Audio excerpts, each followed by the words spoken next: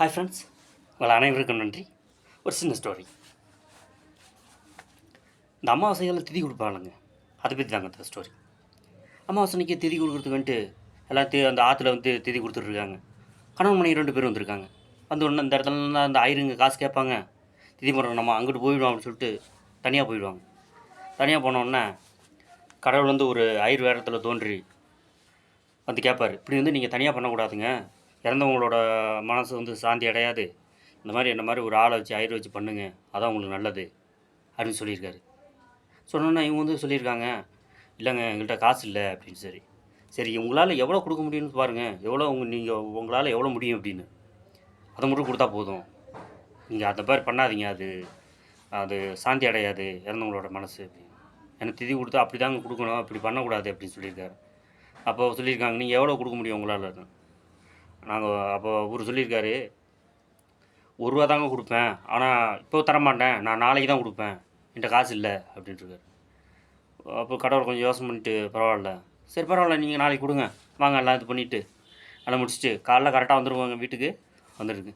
இவங்க வேறு ஒரு ஊர் தெரு சொல்லியிருக்காங்க. அவருக்கும் தெரியா போது நம்ம ஏமாற்றிடலாம் அப்படின்னு. கடவுளுக்கு தெரியாதா?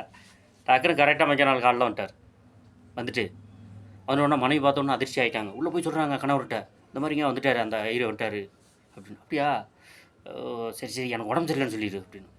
வெளியே சொல்கிறாங்க, இந்த மாதிரிங்க எங்கள் வீட்டுக்காரர் ரொம்ப உடம்பு சரியில்லைங்க அப்படின்னு. ஐயோ அப்படியா, சரி நான் இங்கேருந்து ஒரு 2 நாள் இருந்து அவர் உடம்பு சரியான விட்டு அப்புறம் நான் போகிறேன், நான் போக மாட்டேன்னு சொல்லி உட்காந்துட்டார். மறுபடியும் உள்ளே வராங்க. உள்ளே சொல்கிறாங்க, இல்லைங்க 2 நாள் கழிச்சு தான் போவாரம்மா, உடம்பு சரியில்லாம் ஒரு பார்த்துட்டு தான் அப்புறம் தான் போவாரம்மா. அப்படியா, சரி இறந்துட்டேன்னு சொல்லிடுறேன் அப்படின்னு. எப்போ வெளியே சொல்கிறாங்க, இறந்துட்டாருங்க.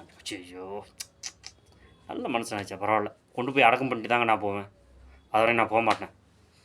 ஏற்பாடெல்லாம் நடக்குது பயங்கரமாக. எல்லாம் கொண்டு போகிறாங்க. அங்கே போனோன்னா எவ்வளோ நேரம் தான் நடிக்க முடியும், ஆக்டிங் பண்ண முடியும். கொண்டு போய் அங்கே சுடுகாட்டு போனோன்னா டக்குன்னு எழுதிச்சிட்டார். அப்போ தான் அவர் கேட்குறாரு, இந்த ஐயர், நான் தான் கடவுள் தான், நான் இந்த ஐயர் வேண்ட தோண்டி இந்த மாதிரி பண்ணுறேன், ₹1 காசு கொண்டு இந்த மாதிரி பண்ணுறியப்பா, இந்த மாதிரி பண்ணலாமா, நாணயமாக இருக்கணும்ல, தரணும்னு சொன்னால் கொடுக்கணும்ல, அது என்னாச்சு, சரி உனக்கு இப்போ என்ன வர வேணும் கேளு அப்படின்னு சொல்லி கடவுள் கேட்குறாரு. கேட்டோடனே ஃபஸ்ட்டு அந்த திதி பண்ணது அந்த ₹1 தரணும்னு சொன்னேன் இல்லைங்க, அதை கேன்சல் பண்ணுங்க அப்படின்ட்டார். பாருங்க இப்படி இருக்காங்க மனசு.